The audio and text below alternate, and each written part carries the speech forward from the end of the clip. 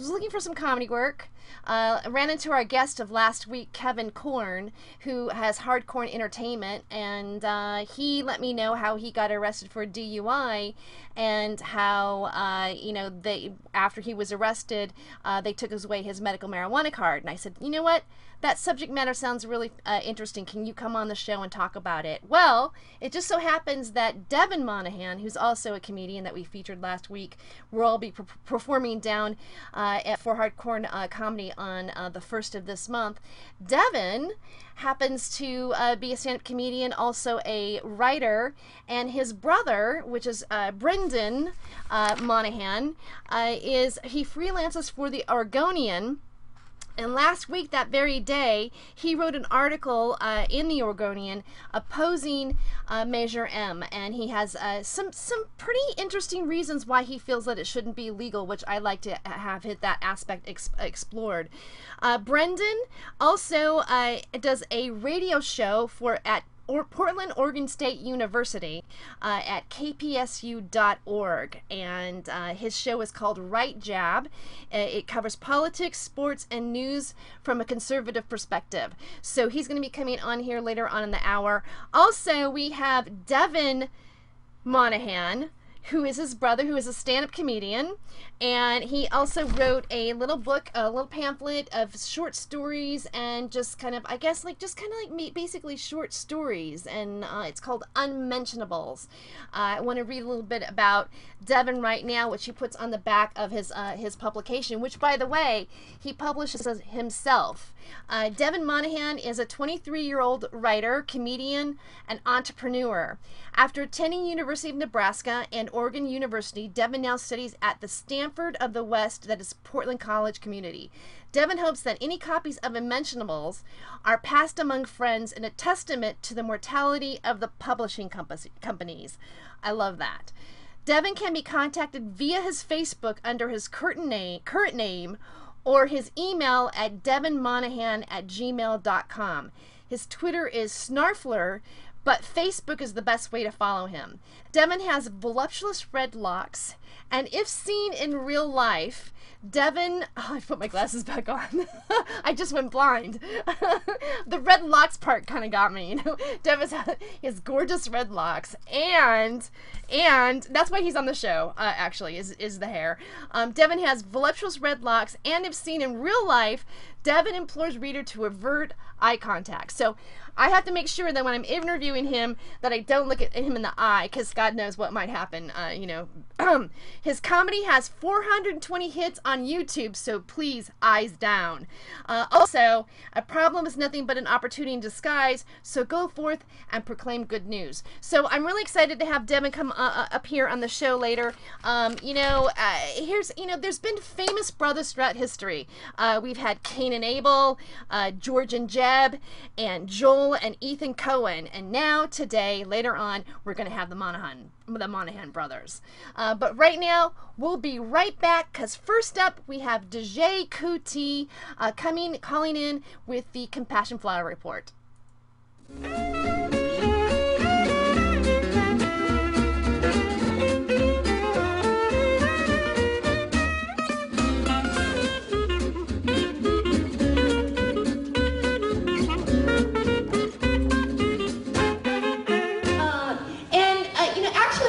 Mark. One time Mark called me up like a while ago, and he's all enthusiastic, and he's going, "Terry, Kirsten Dunst just came out." And I go, "Wow, she's gay?" He goes, "No, she smokes weed." I'm like, "Wow, I have to come out for that?" Like, I have to come out for that. And you kind of do, really. You gotta go, "Mom and Dad, no, I'm not gay, I smoke weed." "Get the hell out of my house!" Do you realize? No. But I came out like in a really big way. Like, I was on the cover of the Pasadena Weekly with the American flag behind me. And I was blowing like marijuana smoke in the air, and there were the words like "bottleloads of justice," and how a DEA raid turned me into a missionary for medical marijuana. Like, yeah, my parents were proud of me. Like, now my mom calls me and she goes, "Terry, have you been bonging? Because you sound like you've been bonging." Like, I asked my dad, I said, Dad, did you go to Woodstock? And he goes, what do you mean, like the Peanuts character? No, you know, like Summer of Love and like, Jimi Hendrix. Your mom and I had jobs. We were serious people. Like, wow, he nearly used to smoke some weed.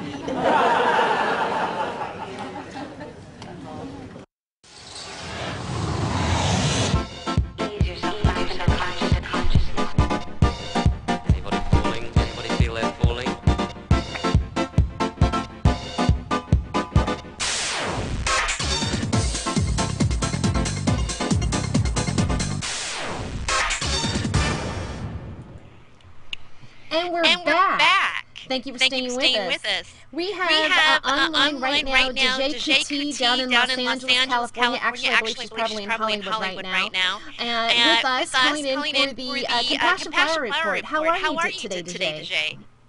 I'm great, Terry. How are you doing? I'm doing fabulous. So, now, we have a lot of new news going on. I was reading, I always love to read your emails. There is a decision about the PAC case that's happened. Can you give us a little bit of your update on that? Yeah, so that's kind of the big news here in Southern California. I mean, it's big news across the state of California, but we've been watching this incredibly closely here in greater Los Angeles. Because one, Long Beach is one of our sister cities here in LA. Los Angeles and Long Beach have basically the same ordinance. And, we had a case a couple weeks ago where the judge said that, he issued a TRO. He thought that the collective in Long Beach that was complaining about the restrictive ban had that case had legitimate merits. And then yesterday, finally, what happened is the city of Long Beach asked for the California Supreme Court to review the appellate court's decision in the PAC case. And what happened yesterday is the California Supreme Court dismissed it and said they didn't want to review it, which means that the appellate decision stands. But the interesting thing is the appellate decision is all around Long Beach's previous ordinance, which they, of course, repealed and put in the same ban that LA has in place. So, again, almost verbatim, like watching Los Angeles, we're watching the city attorney in Long Beach also make all kinds of flubs and errors and leading Long Beach down that same path as well. The thing that's really frightening, though, and then the other aspect of this as well, we're trying to make sense of this on the state and local level. Southern California is just starting to increasingly get attacked by the federal government. The Anaheim area in Orange County, I think over 60 landlord DEA threat letters went out a couple days ago.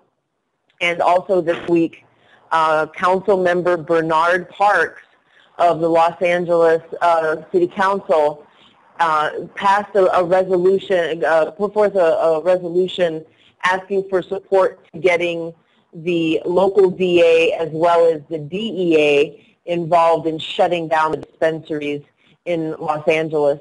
And this was my big fear several years ago, was that because of the kinds of personalities that you have involved in politics in Los Angeles, that if they could not get their way, if they could not pass an ordinance that worked and they couldn't get the kind of control on it they wanted, that they would just simply call in the feds to come shut everybody down. So it's a tough situation in Los Angeles where we don't have the support of the locals. We don't have support. The support on the state level is just kind of vacant. I mean, really, come on, Jerry Brown is just kind of a buffoon. I think we should just admit it. That's disappointing. And we did our whole our petition signing thing for Occupy 420 and nothing, huh? I'm pretty much. Well, no, we were able to walk into Kamala Harris's office and talk with because he passed the buck onto her. And so when Shona and I went to Sacramento, we were able to, talk with Tom Amiano's office. We were able to talk a little bit with Mark Leno's staff as well as Kamala Harris. So it certainly wasn't for naught, but he certainly hasn't done anything very effective as governor. And it's not just with this issue, it's with everything. So when I call somebody a buffoon, it's not just because I think they're ineffective at one thing. He's kind of being ineffective at everything. And then, of course, we've got the federal attack going on in California as well. So it's a really exciting and dynamic time for people to be involved in this issue. Some really fun news for everybody. If people go sign up and go check us out on Twitter right now, I've got the links to the articles about what's going on with the PAC decision. I also have a link to the appellate court website, so people want to actually download and read the 36-page decision that everyone's all up in arms about. It's there for people as well. Also a link to Kush Day, and I want to ask everybody out there in the LA area or would like to come to the LA area to save the date for October 7th, 2012, the first annual Kush Day. Pan has been invited by Club Kush Media to get involved with in kind of an event that they've been wanting to do for a while that is a celebration of cannabis through music and education. And Pan will be putting together the educational forum of the event. My new friend, Big Kush Jay, will be doing, of course, the music part of the event. And people can find out more as details develop at kushday.com, and that's also on our Twitter. People can check that out. I know that Yuckmouth is going to be there and a bunch of others. The venue is set, the date is set. There's just these little details about, getting everybody's logos on the media kit and everything before everything gets uploaded. But it should be a really, really fun time. And I'm hoping if you're back in Hollywood by then. I am. That, I will be, actually. I'm going to be home right around that time. Actually doing a convention for Kangen Water, I think the day before that, and then I'll be able to go to the Kush Day. So I'm really looking forward to that. He's given us a booth, and we've got different options for what we want to do with it. If you're interested in broadcasting from there that day, I'm going to see if the podcast wants to broadcast live from the event as well. It should be a really, really good time. So folks in LA, it's going to be free. It's a free event from noon until 4:20. So if you show up for the education portion, you get in for free. And then after 4:20, if you're there for some of the guest speakers, and Freeway Ricky Ross is supposed to be there and be part of our social justice speaker panel. So it's going to be a really interesting day where we're really bringing together cannabis and culture and community and the broader issue of the drug war, all for everybody to enjoy. It's not necessarily just a patient event. It's open to anybody who wants to come and learn. However, there is a patient medicating area on site as well. So it's a really well thought out event, and I'm real excited to be part of it. That's great. I'm looking forward to possibly maybe broadcasting out of there. That would be great. Yeah. So one thing I wanted to ask, Dejay, maybe I don't know about you. You know all of this, the lingo and the courts and how everything breaks down and makes sense to you. But when you talk about the Long Beach case, and I just want to reiterate, the explanation of it is confusing to me still. Is it something? Is this a positive thing for us, or or is it something that they're just like we're back to square one again? Is it good news or bad news? I think I think it's good news because. And like you said, it's a little confusing. And this isn't the Long Beach case. I don't want to make sure that people are confused that I was recently involved in where a collective got a TRO against the city of Long Beach. This is the PAC case. This has been going on for years. And this case has been hanging over the heads of different municipalities around Southern California, including Los Angeles, with our own city council saying, we can't move forward with writing regulations or doing X, Y, Z because we really need to know what the Supreme Court, California Supreme Court, is going to say about PAC. And so basically the Supreme Court is saying we're not going to review it. The point is moot. And the reason it's moot is because on one side, it was a really interesting strategic strike that the petitioners took in this case. They actually accused the city of Long Beach of breaking federal law. They said your ordinance goes above and beyond what you are able to do under federal law.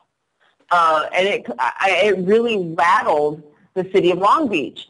Basically, they were saying it's like our law, which is the state law, which basically decriminalizes it. It gives patients an exemption. Proposition 215 didn't make marijuana legal in any way, but what the state legislature would say is that Prop 215 carved out an area where there's an exemption for certain people, that being patients with a recommendation from a doctor. So when state and municipalities allow patients to conduct that activity, you're not interfering. But when you're holding a lottery, when you're charging application fees and annual fees and instituting new taxes, you're involved in a way with medical marijuana sales above and beyond what you should be. Okay. It really shook up Long Beach that they were going to be challenged on this.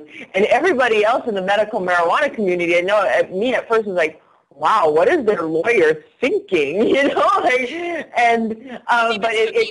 it's like because I was like, flip of language that obviously worked. Well, what happened is ultimately the city pulled its ordinance, the one that was challenged in PAC, and instituted the ban. And then what the petitioners did is they withdrew their petition on the federal argument. And it's made the appellate decision moot because the appellate decision addresses this whole issue of federal preemption, and it addresses the issue of an ordinance that no longer exists. Wonderful. Well, Desjay, I want to thank you so much for calling in, and I love that word moot. That's a new word now. It made it moot. So thank you so much. We'll see you next week. And no, absolutely. Everybody, please, we've got a lot of work to do on the federal level with the way the feds are cracking down on everybody in California and across the state. Patient Advocacy Network could use that boost and that juice from people so that we can spend more time and energy getting our position paper into Congress so that they understand the problems with rescheduling. Absolutely. And so where can we make a donation, Desjay? CannabisSavesLives.org. Fantastic. Thank you so much. Thanks, Terry. Bye. Bye. That was Desjay Kuti giving the Compassion Flower Report down in Hollywood. Stay tuned because next we have stand-up comedian, writer, Devin Monahan coming up.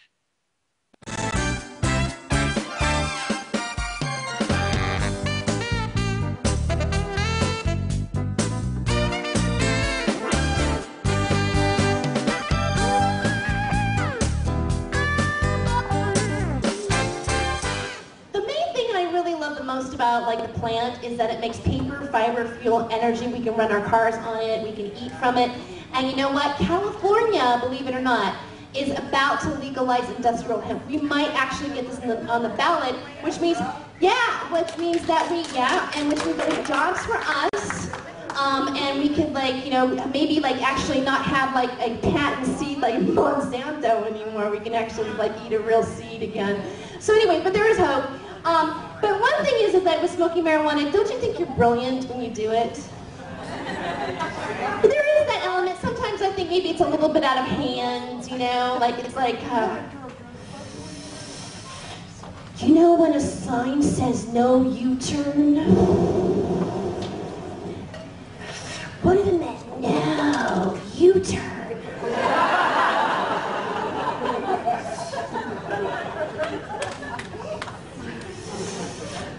Oh my God. I think doing the hokey pokey is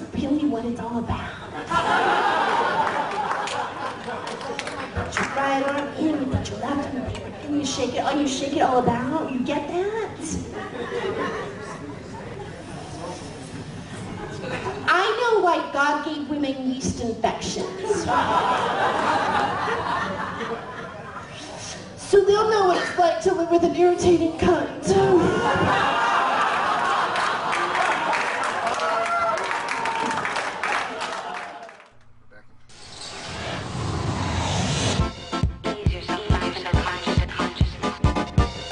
Anybody fooling? Anybody feel they're fooling?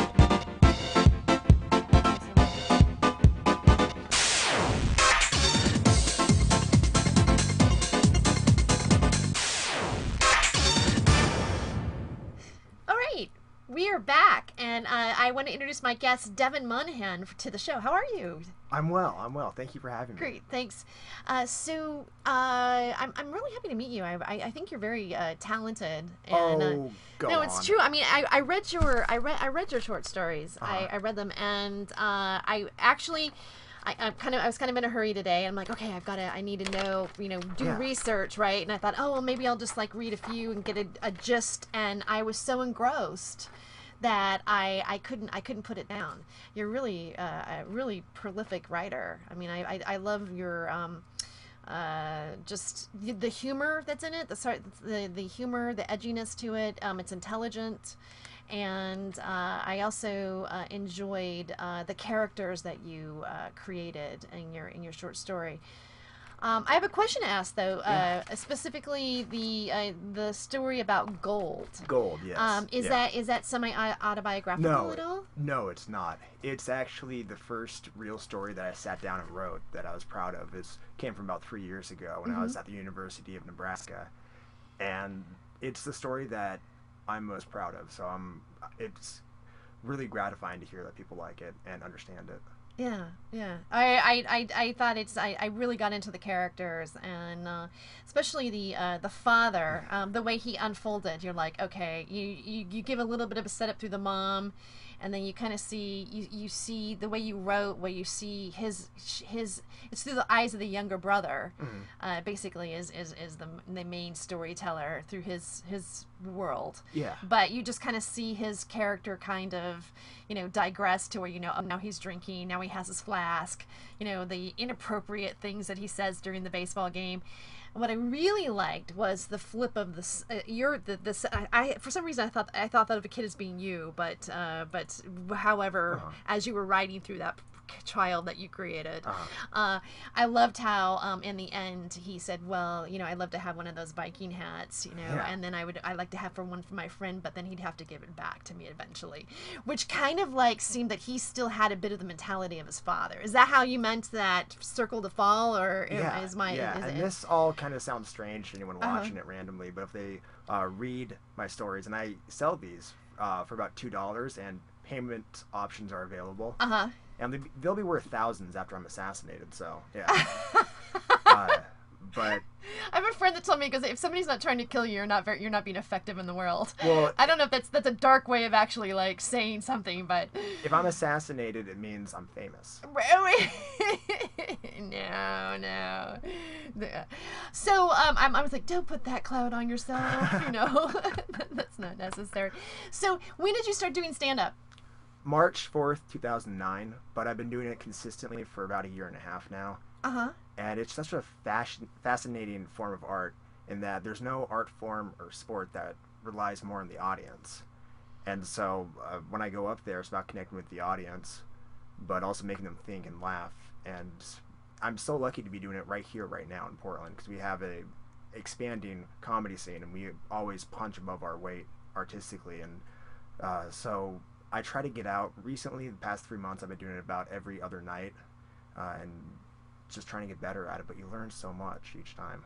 Yeah, you do. I mean, I find that, I've been doing it for much longer. I'd say I've got I hate to admit it, but I have about 20 years under my belt in terms of actually really, doing it. And I never stop learning. There's always another level to go to, and that's what I like about the art form. I think once you stop like thinking that you know everything, you're not really progressing. You're not quite as effective as you are, and it's really inspiring for me to hear young comics saying that I can say something that people might think about, or that because I really feel that stand-up is an art form too. That in our society we need to have the satirist. We need to have the person who is pointing out in a funny way what may not be right in the world in which we exist in, or maybe perhaps a deeper truth that is going on. That if we can laugh about it, then that the other part of the other person, other people in the world are recognizing that there is truth or realization, that they realize that in their own selves as well. So I think it's actually like a very powerful medium of entertainment. I think it's either Billy Wilder or Oscar Wilde. I have to like Wilde. Oscar Wilde says the only way to tell the truth and not get shot is to be funny. Yeah. Yeah. So which I'm like, whew, I hope that's true. Yeah, exactly. So Right. It's like, don't shoot the messenger, but if the messenger says, hey, we're going to invade your city, but we're going to do some remodeling too. You're not going to, well, you probably still decapitate him, but... Well, maybe they'll be shamed publicly, if they masturbate in a theater or something in the dark. Yes. Like, they'll get whatever. So your comedy career now today, we are going to have a debate with your brother, which we're going to set up here in a moment. Your brother is a writer for he freelances for the Oregonian, and he is opposed to Measure 80 and rather conservative. It seems like with obviously he's doing a show called Right Jab. Yeah. For Portland, Oregon University, Yeah. which has a right perspective of politics, which is really great too, because I think it's good to have young people with their young mind, going with being conservative, because I always have faith that maybe the younger person who's conservative is a better conservative, more progressive conservative than, the older, staunchier, set in their ways. I mean, the dinosaurs. The dinosaurs.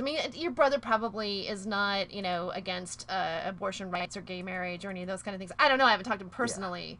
But is he? Well, no, he's not socially conservative, like as in thinking that the Bible invalidates the Constitution. No, he's not that. He's much more let the people have their liberties type of conservative than a lot of the conservatives who are giving Republicans a bad name. So he's the type of conservative who reads. That's nice. That's nice. Yeah. And now with you in marijuana, you are pro marijuana, obviously. Oh, fanatically, yeah. Yeah.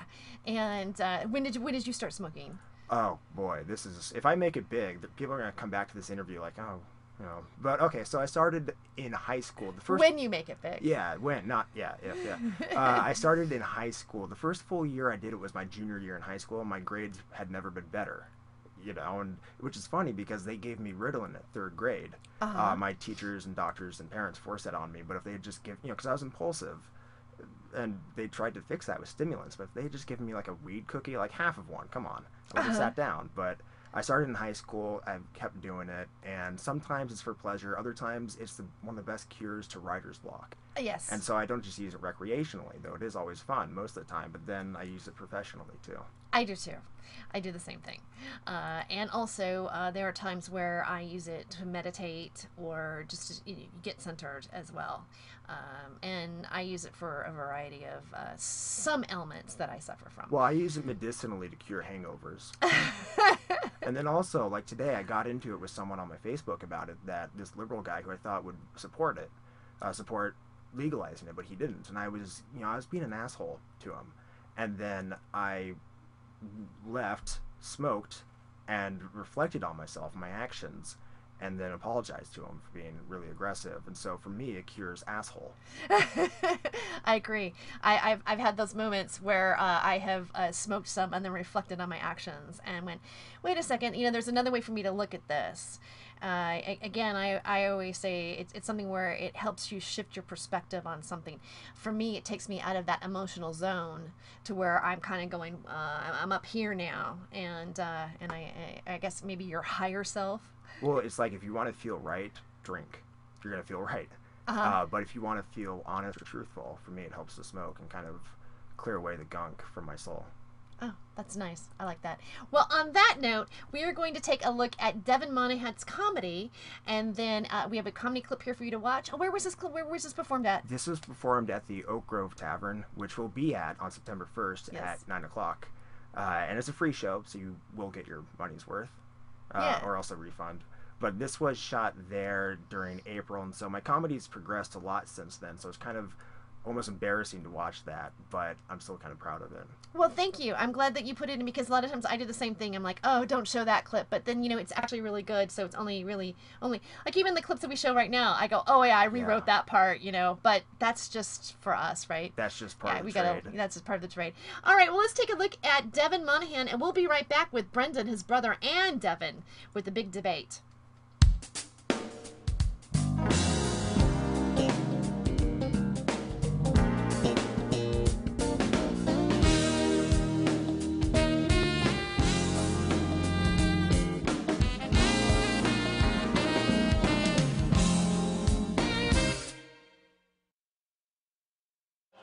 Yeah, no, I'm a reddish American. Yeah, not redhead.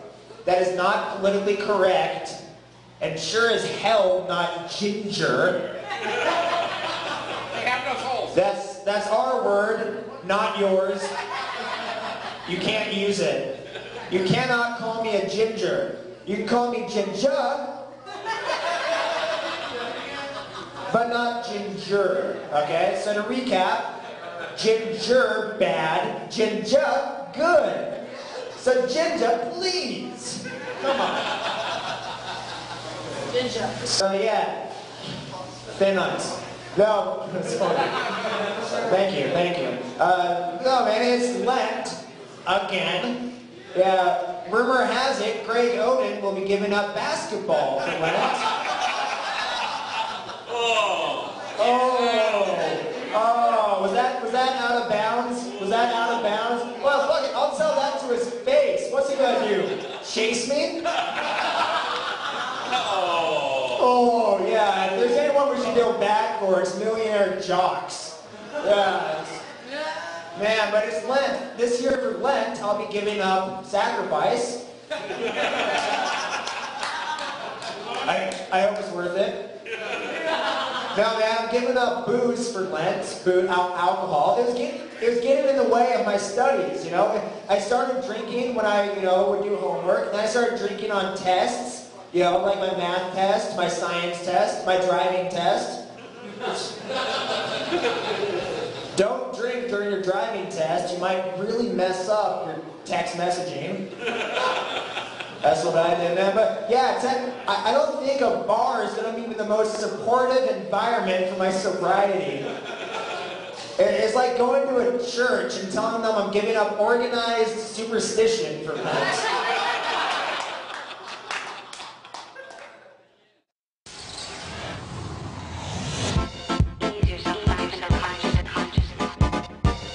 Anybody falling? Anybody feel they're falling?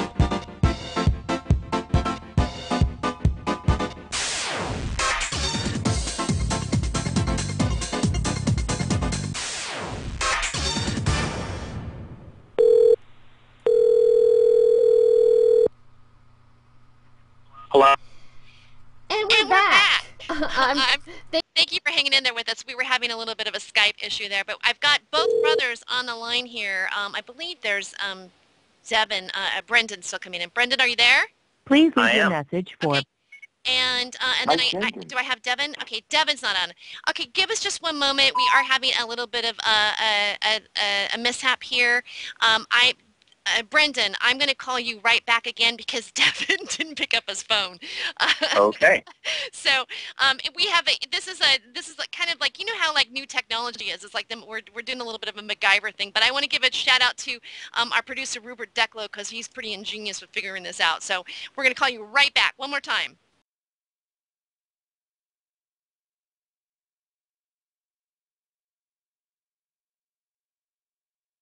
Over here. Hey, All right. So. And Hello? Hello. We got Brendan, right? Yeah. Okay, and then do we have Devin? Devin, there's the phone ringing. Pick it up. Howdy. Okay, there he goes. All right, so we got Devin. Just the you know, you were like kids. You had those cans when you were like, "Can you hear me now?" And they're like you can still hear them from anyway. So we have Devin Monahan and we have Brendan Monahan. They are again, like I said, they are two brothers who grew up in the same household, but they do have different views on marijuana. And I want to focus on Brendan here for a moment. You're quite the guy. Now, how old are you? 27. You're 27, so you're the older brother. Yes. And you are, now again, like I gave your credits, but you freelance for the Oregonian, and you also do a radio show called Right Jab at Portland State University at kpsu.org. So how long have you been doing the radio gig? Oh, gosh, a couple of years. Okay. So, wow. Good for you. That's cool. And then, and the subject matter of marijuana. Now, was that something that you feel passionate about, or was it just like they just go, "Hey, Brendan, we want you to write something about like how you feel about marijuana"? No, it was just something I came up with. I thought it was, you know, a timely piece. Well, it is a timely piece, and your argument, now correct me if I'm wrong, but from reading it, your main argument was that even if we did legalize it on the state, for our state, that the federal government would never allow it to be legal, therefore we'd be in a constant legal battle against it with our money and our resources going to that particular reason. Am I correct in like assessing it that way? Yeah, I think that's pretty accurate. Okay, Devin, do you have a comment that you want to say on that at all? Well, I think that even the times in Little League that I knew that I was going to strike out, I still stepped up to the plate. And so, you know, for example, if we know that we're going to lose the legal battle, you at least take the chance. And nobody knows if we actually will lose that on the federal level. But in terms of the federal government interfering with us, I don't see them being able to wage a battle against dispensaries in California and then against Oregonians, while also protecting the border. I just don't think they have those kind of resources. No, apparently they do. I mean, there was a raid, I think, in Seattle just today where they shut down, I think, 23 medical dispensaries. There was another big one yesterday or 2 days ago in Houston. And I've seen no reason why that wouldn't stop, whether President Obama or Governor Romney wins re-election. My question, Brendan, and this is the question I have about this particular reason. The reason why I became an advocate for marijuana is because of the fact that I saw how the federal government was coming in and basically, in my opinion, they're oppressing our state rights. I feel like I'm a person who went in, I voted for it, I voted for medical marijuana, and yet I have my own government telling me that this is something that can't be implemented on, and for reasons that they're not coming up for reasons that I'm buying why they're justified in doing what they're doing. And that's the part that makes me, I hate to say the word frightened, but I would say wary that I feel that the federal government is overstepping their bounds as to what America is really about in the first place. How do you feel about that thought? Well, you're absolutely right, and I would prefer that either marijuana be removed as a Schedule I narcotic, or that the Controlled Substances Act be repealed, and that drug laws should be returned to the states. Absent of that, I don't really see any other recourse. The Supreme Court has made perfectly clear within the last, 7 years, that they have this power under the Commerce Clause to regulate and outright ban marijuana. I mentioned that court case in my article. Yes, and that was the Angel Race case, was it? Gonzalez versus Angel Race, yes. Yeah. That particular, now, the thing about that particular ruling, there was a time where the Commerce Clause, it was not viewed in such a broad span as it is viewed now. There was a time where there was a smaller way that they viewed it, where it didn't have, where the federal government didn't have as much power over the trade that was happening between state and state. Because basically, we're talking about it being transported from one state to the next state, and that would be like an illegal, or, you know, there, I guess, is it, I'm trying to remember, does it have to do with taxes, or something with money going, the product going from another state? Well, what you're referring to, I think, was a New Deal case regarding the growing of wheat for a farmer's own purpose, and they ruled that the Commerce Clause basically meant whatever Congress and the President at that time wanted it to mean. Whether that was correct or incorrect is the subject of much debate, but the Supreme Court, barring a reversal, and I don't really see any evidence of this, barring a reversal of that particular court case, whether it's right or wrong, it is precedent.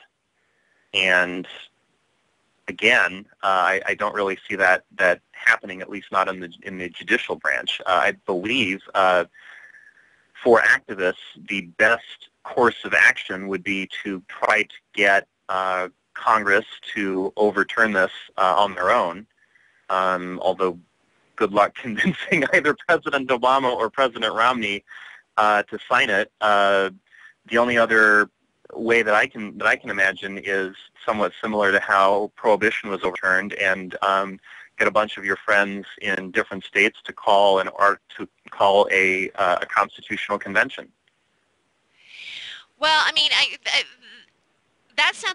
I've never heard that idea be proposed before, which that's a different way of perhaps working on doing it. The reason that's not really talked about that much is because with Prohibition, the politicians had the decency to change the Constitution with the amendment that prohibited alcohol. But with cannabis, they didn't do that. They used Congress to do it. They used Congress to say that the Commerce Clause outweighs the 10th Amendment that reserves rights to states or to people. Now, it's funny because the only thing that expands faster than our understanding of the universe are the ways that the Commerce Clause is applied. And one thing that passing Measure 80 would do in Oregon would help the economy, but more so it would send a message to national politicians that on a grassroots level, there is support here. And now politicians are going to be the last ones to react because they have to react to poll numbers, and that's it. So this will be the first step of many steps, and whether it works in the end or not, that's beside the point, but it's the best we can do right now, and it's a fantastic step forward. I mean, it also helped. What ended Prohibition was that you had one party in the election of 1932 that was running on an explicitly wet repeal Prohibition platform. So that was another major way that they were able to do that. There seems to be a bipartisan consensus, certainly at least on the federal level, that there should be no change to the war on drugs. One thing that I'm concerned about, and a lot of people say, well, if we change it on the federal level and we take it off of the, or drop it down from a Class 1 to a Class 3, then that is going to put the drug in the hands of the FDA, or it's going to go right into the pharmaceutical companies, and it won't be able to be grown naturally and used the way it is right now. So a lot of people feel that if we were to legalize it on the state level, tax it like beer and wine, then we'd have a better shot of keeping the plant organic. One thing that I like about Oregon's measure is it also talks about hemp, and it's the same thing with the Jack Hare Hemp and Health Initiative, which didn't make it on the ballot for this year, but they're still working on doing it for 2014. But it would legalize industrial hemp, and I feel that that's one thing that we forget to focus on, because that is the real root of what this is all about. If we legalize hemp, then it would take out a lot of different things, like even gasoline. I mean, it would replace all kinds of industries, or at least give another option. And I really feel that the corporations that want to keep a hold on those on that commerce is the real reason why they won't allow this plant to be legal. And I feel that they give a lot of stuff like, oh, it's a gateway drug, and oh, people are getting high, and oh, this is like an irrational thing. It's a drug. It's a drug. It's a drug, and focusing on the drug aspect as a smoke screen to the fact that there's some really rich cronies out there that don't really want to lose any money. Any thoughts on that? Was that a question? It's basically a statement. So, we do have a couple minutes to wrap up. Where can people find you, Brendan, and follow you? And also, what do you have any goals for your future? Well, I'm on Facebook. I pretty much live there. I know that you tagged my brother in the link and so forth, so you can find me through there. My column appears every other Thursday in the Oregonian in the Metro section. I can promise you that they won't all be on marijuana, so I don't know if that would attract or contract my audience, but every other Thursday is where you can find me, and my show, Right Jab, which is also not exclusively focused on marijuana, but pretty much anything of news or politics or sports oriented is every Friday from 1 to 2 at kpsu.org, and that's Pacific time. Thank you so much. Also, Rupert Declo, our producer, he put up your pictures and stuff like that. There's a picture of Newt Gingrich and you. Can you give us a little bit of background on that? Yes, I was at the Conservative Political Action Conference, CPAC, twice when I went to school at The Ohio State University, and he was a featured speaker both times. I got a signed copy of his book, or one of his books, Winning the Future. That being said, his stock has dropped rather drastically, at least in my eyes, since then. But up until that point, he had a brilliant career. Well, we like the picture, and so thanks for letting us know, and thank you for calling into the show as well. And I wish you well. You sound like a bright man, young man. Good luck to you. Thank you for having me. Thank you. Thanks for having me. Thanks. All right. Bye-bye. Bye-bye. That was Brent. With calling in, and we had Devin Monahan arguing their different points on Measure 80, and we will take a quick break. We're going to be right back with Shiloh Jinglefoot with G-licious Dishes to give us a cannabis recipe to end the day out. Stay tuned.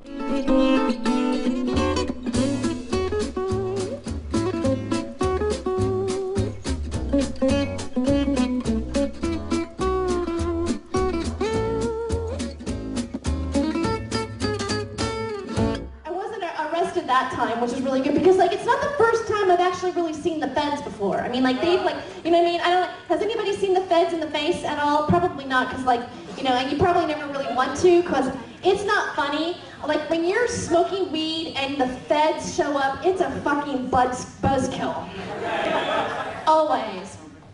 And what happened is that I was actually in a doctor's office, which is the same building as they had a medical marijuana dispensary.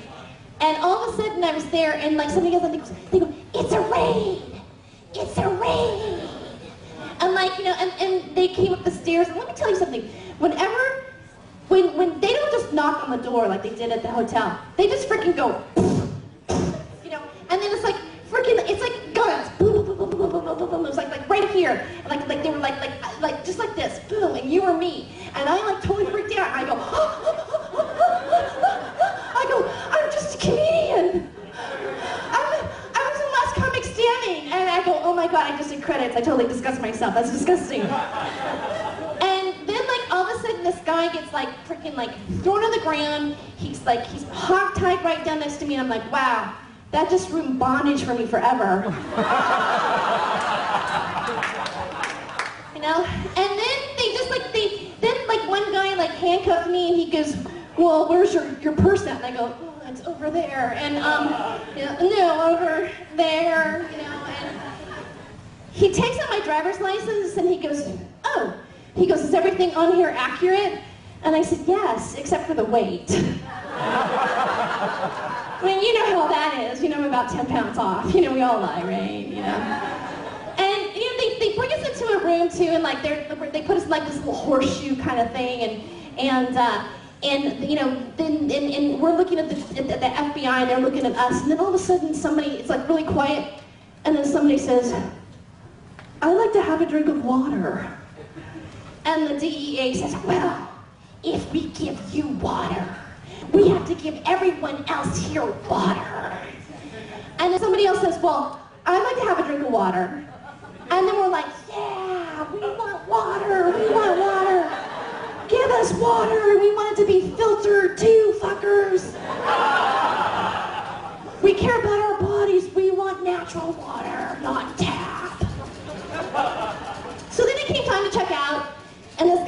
like little camera at me, and I go, okay, I'm getting my first mug shot. And I didn't want to take a bad picture, so I kind of like turned to the left side of my face, because that's the better side. I smiled, and the guy goes, "This is a serious photo," and I'm like, "Oh."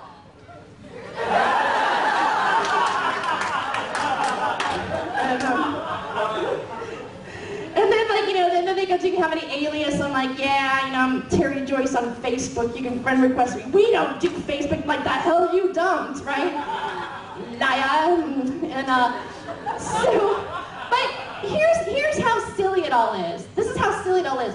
They came in, they did what they did, they screamed and yelled at us, and then they took a couple TVs and all of the weed. I'm sure they like watching football and smoking out and having a great time on our dime. And that's basically it. And then at one point, the DEA agent looks at me, and you know what, here's the thing. I actually found them sexually attractive, which I was like, what the fuck is wrong with me? I don't know what it was, a little ponytail, you know what I mean? or like some of them have little cheesy goatees, and they're all buff with their shirts, like, "Hey man, are you gonna strip for me now?" "Oh, okay, anyway, take it off, take it off. I love handcuffs, but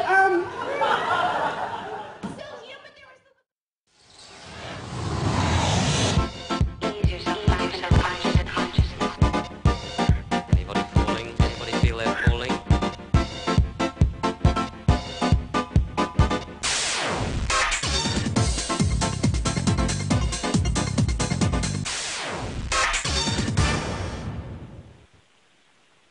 Oh, God, I caught myself looking at myself. Did you see that? I had my head turned around. Darn it. We have a Shiloh Jinglefoot online, not online, but she's, called in. I mean, well, she might be online, who knows, but Shiloh Jinglefoot with G-Licious Dishes to give us that great recipe today. And also, if you check out her blog, you can actually get the recipe. Where can our viewers see your blog at? You can go and visit ganjalicious.com, and it's underneath recipes. It's the most recently posted recipe. And the recipe we're featuring this week is devilishly dank eggs, which is one of my favorites, and it's essentially deviled eggs but danktified. And you would take a dozen of hard-boiled eggs, a tablespoon of salt, a pan full of water. You boil the eggs for about 20, 30 minutes. Well, I usually do it about 15, 20. And then cool them off, run them underneath cool water. When they're cooled, you crack the eggs. You take the eggshells off. You dry them. You take the yolks out of and put them into a separate bowl. You add a half a cup of mayonnaise, an eighth of a cup of mustard, an eighth of a cup of fresh dill chopped, a half a cup of midnight oil, salt and pepper, and garlic to taste. And you mix all that stuff up into the yolks, and then you spoon the yolk goodness that's all gajified back inside of the whites of the eggs, and you top it with parsley and paprika. And it's an amazing party treat every potluck you go to. It doesn't take very long to make. I mean, really, from start to finish, it's 35 minutes. So, I mean, if you're going to a potluck, this is definitely a treat to bring. And super easy and delicious, and everybody loves deviled eggs, and devilishly dank eggs are even better. That just every time I hear this recipe, it sounds so good. I'm gonna have to actually make some for myself at some point, or again. You really should. Yeah, I really should. Now, how much effect would one egg give you? Okay, one egg, which is 2 halves, will not really do the trick. 2 to 4 eggs will do the trick. Oh wow! So you gotta pork out a little bit. You gotta eat, right? Oh, okay. Right. I mean, don't be afraid. I mean, I try to make most of my foods. Don't be afraid to eat it. Because half of the main reason why we, or at least I, eat is to feed my body. And so I like to eat portions that are, good portions where I'm not eating just a teaspoon of medicine and then what else am I going to eat, Yeah. I'd rather have 4 eggs and feel like I just ate something divinely delicious and then feel full and then be high. Okay, yeah, I agree with you. I think that's a good philosophy. Well, thank you so much for calling in, Shiloh, and we will check in with you next week. Where again can we get your book? You can also get my book at goddelicious.com. It's one of the first things, and pretty much you can buy it on every page of my website. And it's for $14.20. If you buy it and make some reference to the Hollywood Hemptress show, you get a free autograph. Well, not a free copy, but you get it autographed for free, which is pretty awesome. Awesome. Thank you so much, and we'll check in with you next week. All right. Thank Bye, you. Have Shiloh. a great day and a great week. Bye-bye. The Hollywood Hemptress Hour. That's our show. I want to give a shout out to Devin and Brendan Monahan again, DJ QT, and Shiloh Jinglefoot, and we will be back and see you next week.